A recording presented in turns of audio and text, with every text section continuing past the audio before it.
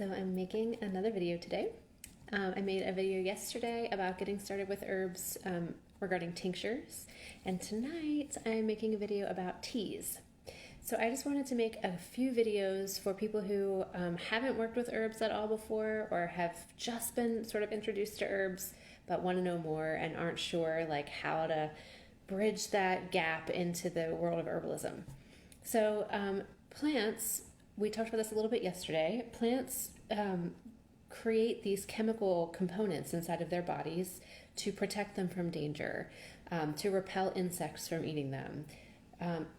Some people believe, and I think this is true, that plants actually bring the energetic qualities to the earth, to the land, and the rest of the plant community, and the soil microbes, and the fungal mycorrhizal network that they bring to our bodies. So our body is like an ecosystem.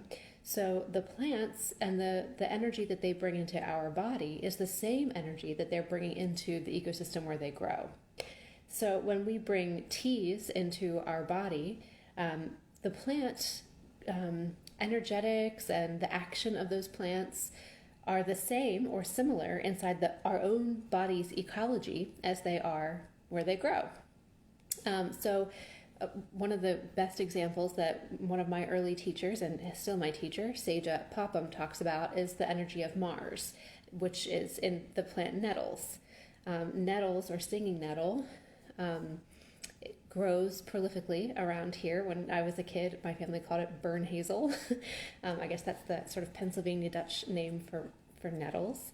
And that plant can grow in wet, cool places, and it sort of dries that area out. Well, and it does the same thing in our bodies. So if we drink a lot of nettles tea, it has a drying and a cooling quality in our bodies.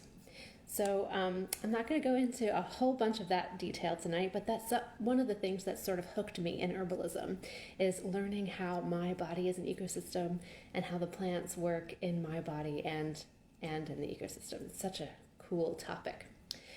But getting back to teas, I'm just going to teach you some of the things I learned about making teas and water infusions. So a tea is a form of water infusion. The way we typically make tea in the West is with a tea bag that comes pre-measured. We put it in boiling water for 3 to 5 minutes, dunk our tea bag, wrap it around the spoon, pull it tight so it kind of squeezes the tea out, and then we drink it, maybe with some milk and sugar. And it's a pretty simple process, but I'm going to show you another way to drink tea that has made a difference in my tea drinking. So I was taught that when we make tea, we should make it in a way that the herbs that are in the tea can dance around. So there is a plant, the tea plant, Camellia sinensis, that is tea, but anytime we drink herbs in hot water, we call that tea, even though it is not generally a tea necessarily, but a hot infusion. So here are my herbs dancing around in the hot water. And I put the lid on because plants have volatile oils that are released into steam.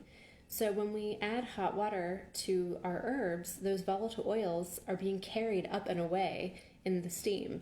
So by putting a lid on my hot water infusion, or my tea, I'm keeping those volatile oils in the solution so that my body can enjoy them as part of the beverage.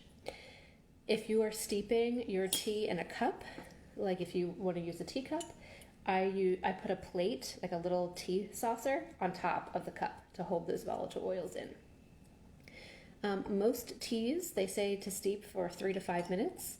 If you have black tea or oolong tea, or one of the traditional tea blends, steeping longer than that is going to give you a bitter, unpalatable tea.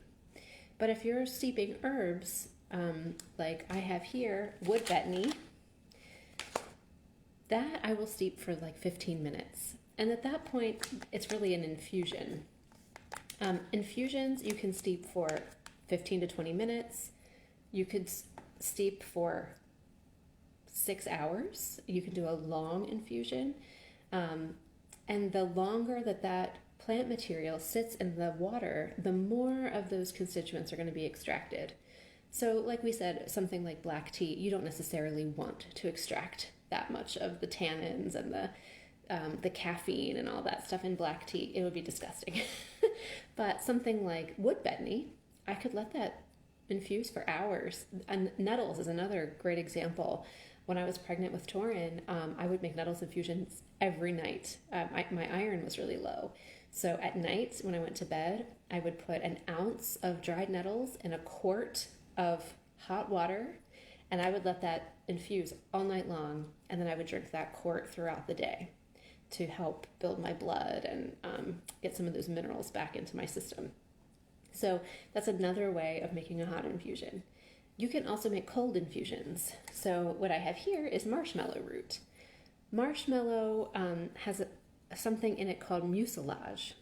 And mucilage makes this sort of like slimy, viscous texture to fluids.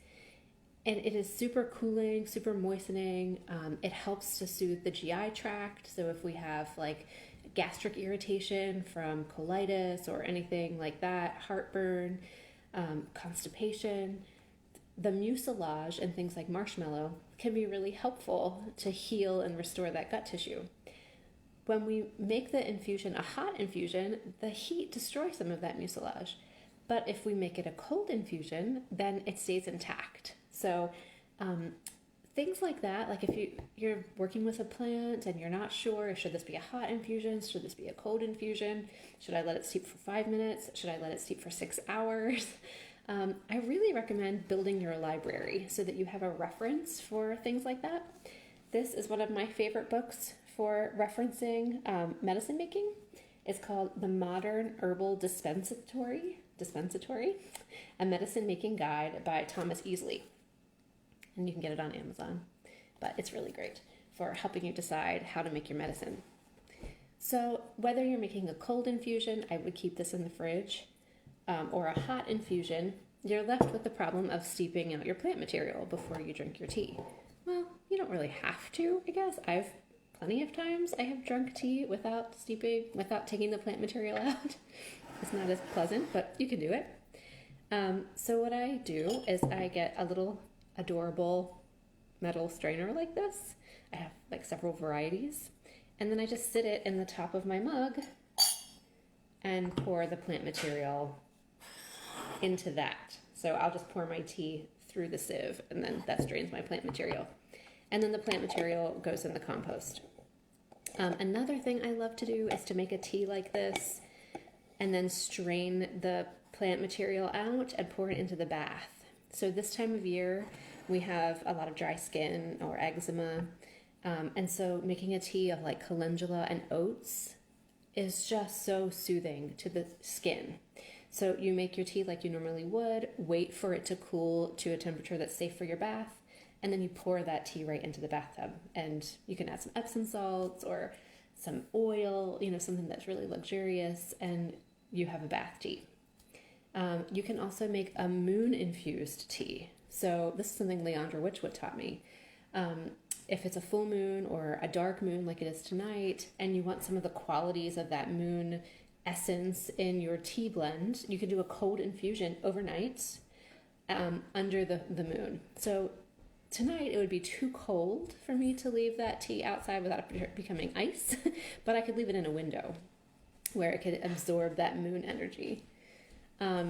So the tea I made tonight is a blend of a few different things. And I just want to show you that you don't have to only do tea bags, and you don't have to only do the tea blend that you've got.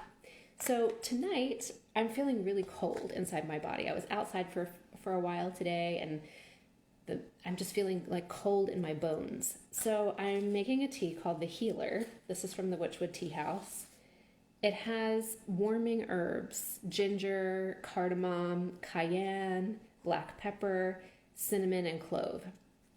This tea I've actually simmered on the stove for a while before to like really get that cinnamon to come through, and then let it cool for a while. And it was like amazing that way. But tonight I'm doing it just a shorter infusion. So I chose that tea because it tastes delicious and because I need warmed up. But I'm also feeling like some tightness in my neck and shoulders tonight. I realize I look like I have horns, which is funny. So I chose another herb that I have, the wood betony, or Stachys officinalis, and I just added some of that to the healer, to the pre-mixed tea that I have, because I want some of that relaxation, some of the neck and shoulder ease that wood betony brings. So I just added that in, and so it will lend itself to the tea as well. So some of those hot herbs that Leandra has in the healer might be too hot for my constitution sometimes. I'm a pitta type or choleric. I'm hot and fiery, and my digestion can get really hot and fiery. So let's say I wanted the warming, but I didn't want to get dried out and I didn't want to get too hot. I could add a little bit of my cold marshmallow infusion to balance that out. So you can get really creative with your teas. My friend Eleanor talks about mad tea science. And that's really what it is. I mean, you can get really in this mad scientist kind of way about it. And it's really fun. So a tea is really a hot infusion, a water infusion of herbs. Tea is actually the name of a plant. So not all herbs are tea, but we call it that. You can infuse for 3 to 5 minutes to get just a little bit of the herbal essence out if you don't want something to steep too long, or you can infuse for many, many hours depending on the herb. And there are lots of places to get great teas. I talked about the Witchwood Tea House a few times.